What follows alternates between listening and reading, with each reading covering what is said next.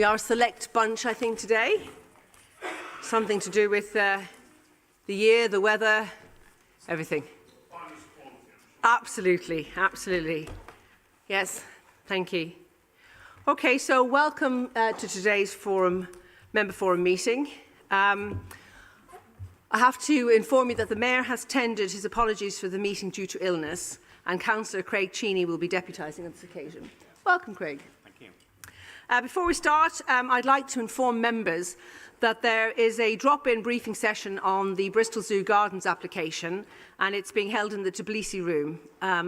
It's there now. So after member forum and before full council, if you have a chance to go in and have a look, there are some representatives from the zoo there. All would be welcome. Usual safety information.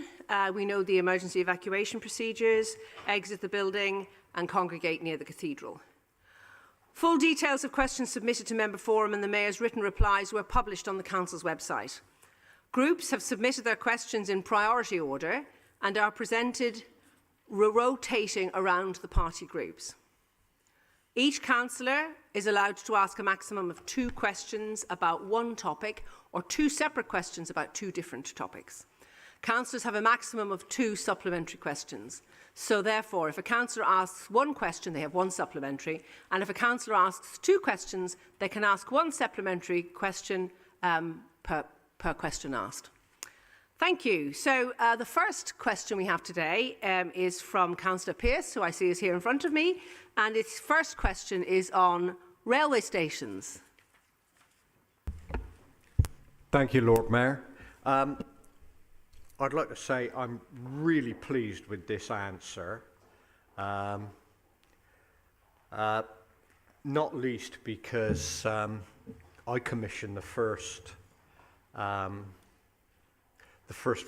feasibility and viability study on St Anne's Station, so I'm really pleased to see this answer. My supplementary relates to Ashton Gate. Like many, I was pleased to see Ashton Gate Sporting Quarter get the green light. Another new indoor arena and sorely needed homes on brownfield land that will turn that corner of BS3 into the main sporting destination in the southwest, bringing with it jobs and investment.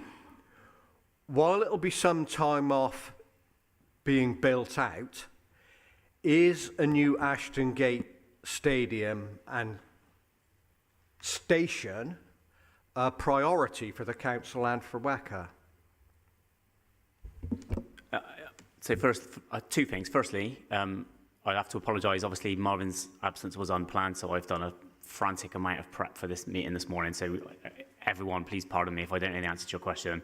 I haven't had much opportunity to prepare for today, so I'll start with that. Secondly, as a Rovers fan, I'm not sure I'm massively pleased with doing that, but I'll take it. I'll take it in the spirit in which it was intended, and I'll probably, if I could hand you to Don on the actual substantive question, if that's all right, because Don should be able to answer that one. Yeah, thank you, Steve. We are obviously ambitious that there should be a station down there. At the moment, we have the Portway Park and Ride Station, which we hope will be opening in the next few weeks. It's built, but just needs some sign-offs, some technical sign-offs. We have the Ashley Down Station for Rovers fans and others, which we hope to begin building in March, but there's some challenges during the construction period with Concord Way, Muller Road, and how we handle that, and also finalise the finances with WECA. And also we've got Henbury and we've got North Filton. So we've got quite a lot on, but I would share your ambition for that, Steve. Thank you. Thank you for that. Thank you. And I'm sure the Deputy Mayor will be pleased to learn that Bristol Rovers haven't been left out in the cold. A fair point. Thank you. Can we move on to Councillor Edwards, please? Oh, second question not here. So Councillor Eddy. I appreciate the Deputy Mayor will do his best to reply. I'm perfectly happy with a written reply in due course. My supplementary to my second question is roughly, does he know when the resident liaison officer is likely to be appointed, please? Tom, can I ask you to take that one? Sorry, the rest of the what, sorry? The resident liaison officer. In the tenant participation team? To do with my question on fire safety in high-rise flats. Yeah, it says it will result in a dedicated resident liaison officer being assigned. When will that B. happen? I'll have to come back to you. Okay. We'll give you a written answer, Written Richard, answer. on that one. Okay, so written answer to your supplementary, Councillor Reddy. Thank you. I think we're straight back to Councillor Pearce again. It was the second question on arson. Yeah. Councillor Davis is not here, but he asked me to point out that the figures he got in his answer were wrong, and he'd be looking to get them I adjusted think, later. sorry, Councillor, I think I'm prepared to be contradicted here, but I think our general rule is if the person isn't here, they don't get to say anything. So, you know, whether you've got something to say about it, I don't think that would be inappropriate.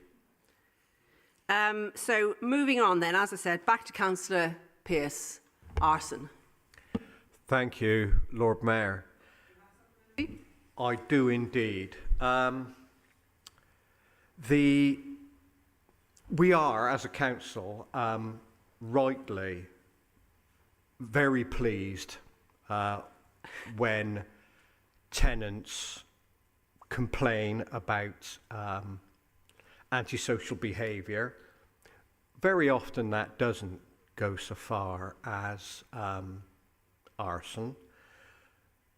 But on those occasions when it does, I think does the mayor or the deputy mayor agree with me that where the council suffers a financial loss, it should take a lead in being a complainant to the Crown Services, and that doing so would be seen to be offering some support to victims of a crime.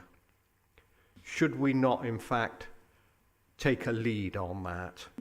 So, I mean, I'd have to take advice on what legally or what technically we can do, but I'm certainly very the spirit, happy the to spirit have of a the written question. reply. Yeah, absolutely. But the spirit of the question, I'm in agreement with. Yes. Yes, I've asked for a meeting with the with relevant police commanders on this, and I dare say that this is a topic that might rear its head again. Thank you. So moving on now to Councillor Fodor, who has two questions on the committee system. Do you have supplementaries? Thank you, Lord Mayor. Yes, I do. But I am concerned that I've had no direct reply to either question. I've had the opinion of the Mayor, which I think is disappointing. In terms of the second answer, it is significant, and I do appreciate the fact that there will be a cross-party budget committee formed later this year. I'm delighted to see that. I think that's news for us all, and it is a step forward towards a more collaborative council. But the first answer, it should have been straightforward enough, surely. What are the elements of the budget in the Mayor's office that will not be relevant to any other replacement authority? Because other authorities have all sorts of functions. Some might be purely mayoral functions, but I haven't been told. I've just been given the view that it'll be zero and a claim that it'll cost more not to have a mayor, which I would dispute. There's no evidence. So you're looking for a clarification on that? Yeah. So I'm sure we can provide that, but I guess the point here is that until we know what the new structures look like, we don't know what the new support office will look like and what those functions will involve exactly, and we've talked about this before, Martin, which is around which functions are picked up by the executive office, which functions are picked up by the mayor's office, and how does all of that look in the future committee system is up for grabs at the moment. Until we know the answer to that, it's very hard to say whose roles sit where and what responsibilities sit where and how much of each individual member of the mayor's office team is spent on roles that will exist in the future when we don't know that they will or won't. Do you have a second question? Yeah, sure. I appreciate there are different ways things can be arranged, but it would have been helpful for the Mayor to say there would be different choices. Instead, he said there would be no, Yeah, he's made certain claims, the Mayor, in his reply. I mean, we do need to analyse what functions every authority needs, and that would have been the basic information I would have expected back. So every authority needs a press office, needs advice for leaders, committee chairs and so on. So is your question... I think more work needs to be done, but it would have been more helpful for the Mayor to say, you know, we can analyse the budget that we have, and other people can analyse the choices that would be made. Maybe, I mean, I suppose what you're looking for in a way is an element of an audit of what the system is at the moment, and how that would be report. I mean, it's obviously work for the committee, and Councillor Holland is here, so, and she's been nodding. So, I don't know if you wanted to say anything, Councillor Holland. Okay.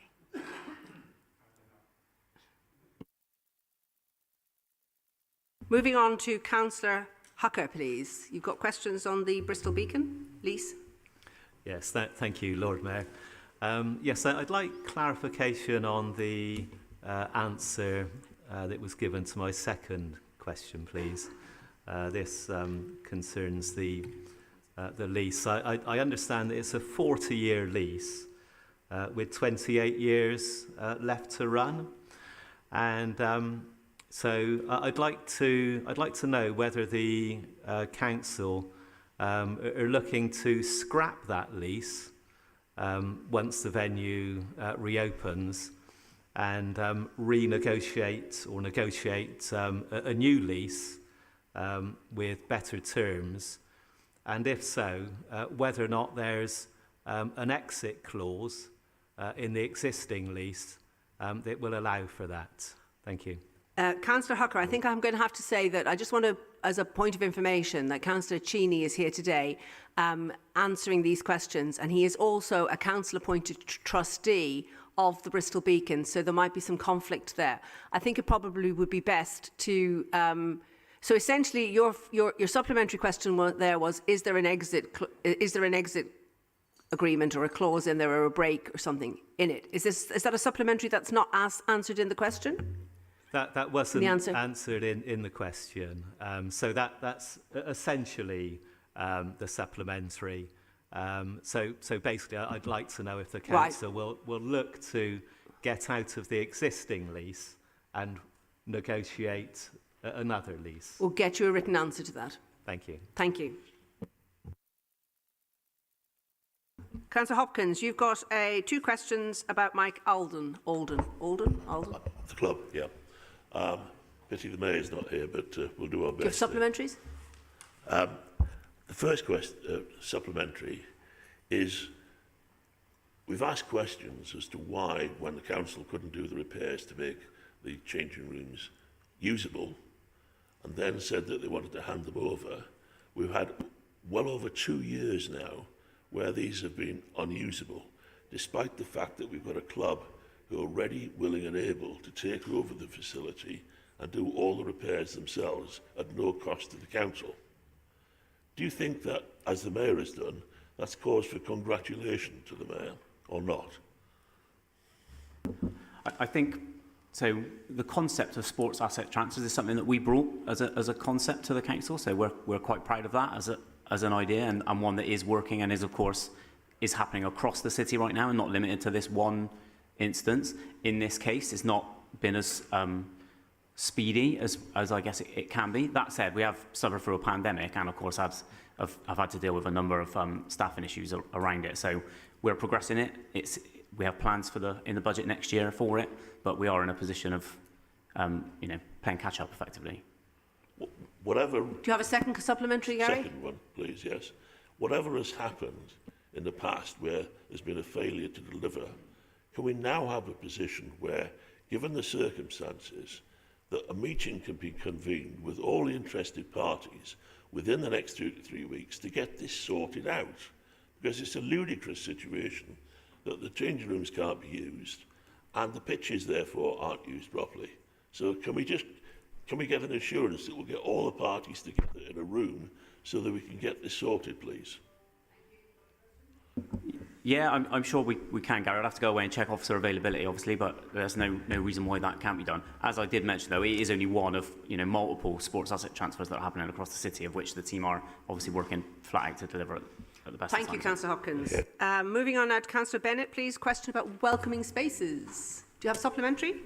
Yes, thank you, Lord Mayor. Thank you, well, thanks Marvin in his absence for the answer. I appreciate you've stepped in at short notice, Craig, so I don't want to sort of pin you down, and money's tight, but these welcoming spaces have provided a lifeline to families across Bristol, so I was just wondering if there would be the scope to work with them to see if this is something we could keep on as an ongoing scheme.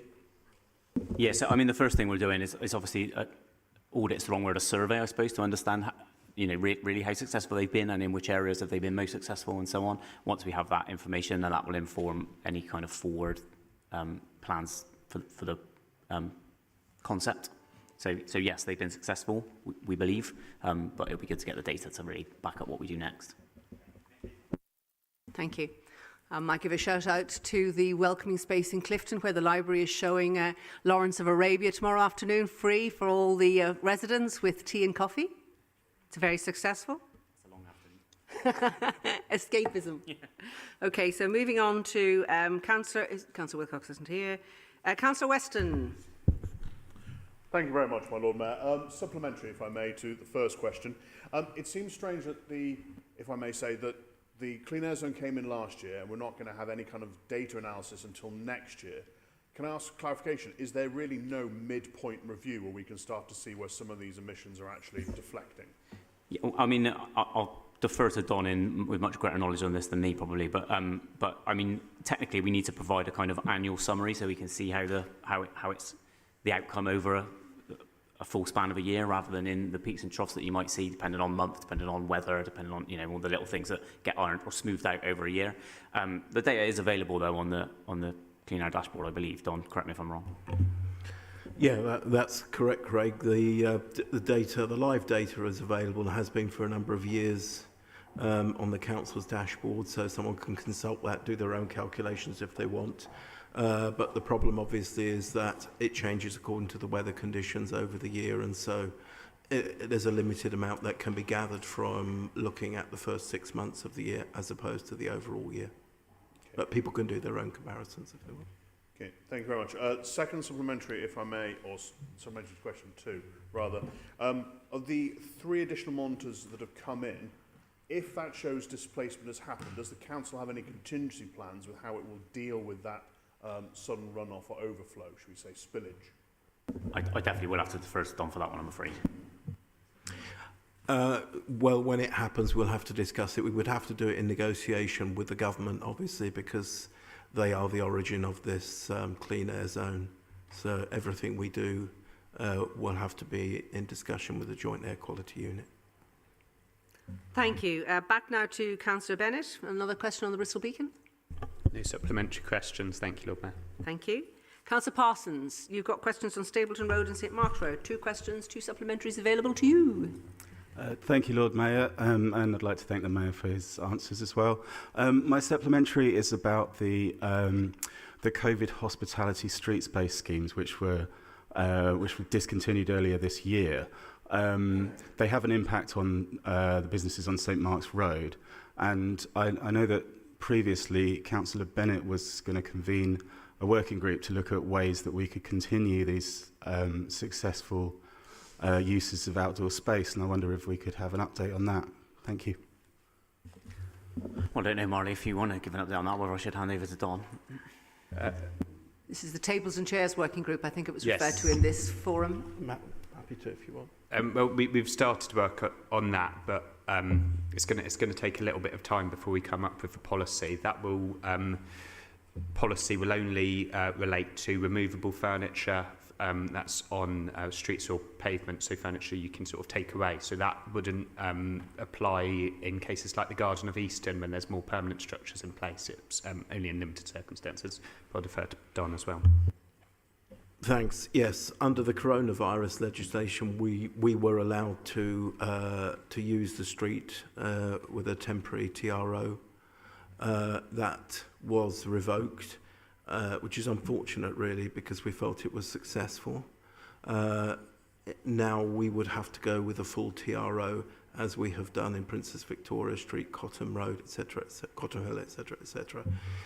that obviously has financial implications, consultation implications and whatever. So we're now working with the TRO officers as well as economic development to establish whether or not it's realistic to have a process, but any process would obviously involve passing on some of the costs of the consultation, the legal work and future maintenance to businesses, which it's, you know, we preferred it as it was before. We really liked it, actually. Wanted to keep it, but it is at an end legally. Do you have a second supplementary? No, I don't have any further supplementaries. Thank you very much. Thank you. It's somewhat disappointing news, but I look forward to hearing the outcome of this work. Thank you. Thank you. We're moving now down to Labour question 6, which is Katja. Have you got a supplementary question? You've got 2 questions. Yeah, there was a bit of a jump there. I'm sorry, I was very happy with the answer and I don't have any supplementary questions. Fair enough, thank you. We're now going down to Councillor Goulandris. Conservative question 6. Thank you, Lord Mayor, and thank you for the answer. No supplementaries.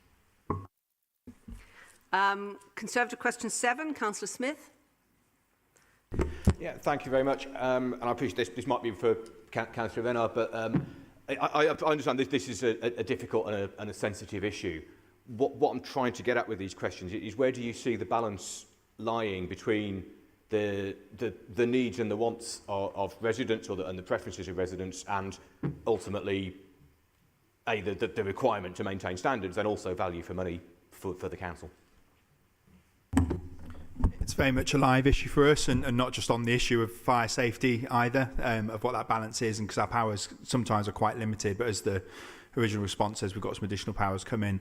We are looking at the sprinkler programme to look at whether we're going to take a split approach, basically in line with what you're asking, whether some blocks will just have them put in, and whether other blocks we may undertake a consultative ballot to decide to put them in. But what we're doing is looking at on a risk-based approach, and whether there's something that feasible can be done.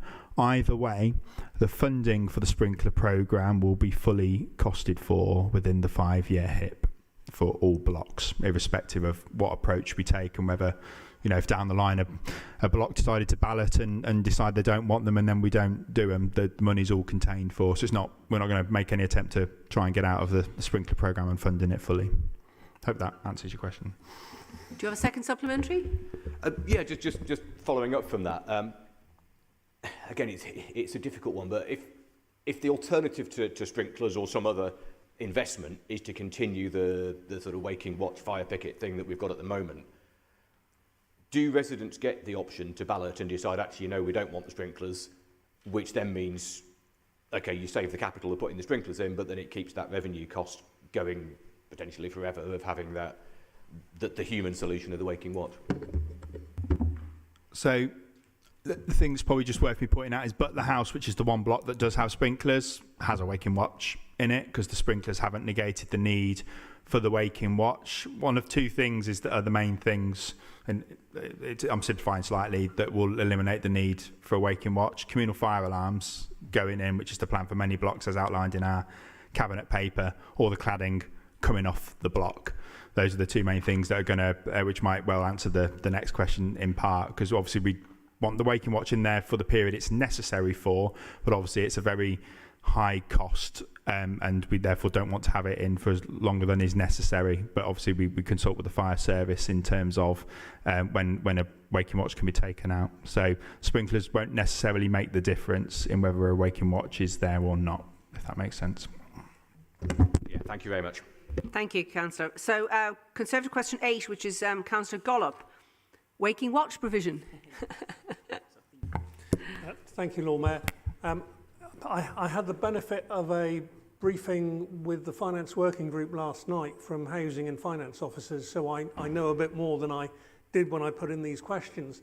But it comes down to the whole question of whether we can spend to save, and the revenue cost is one aspect of concern of the waking watch. But to be honest, that pales into insignificance compared to the safety of our residents. So are we looking at accelerating the capital programme to remove the need for waking watch and improve the safety of residents?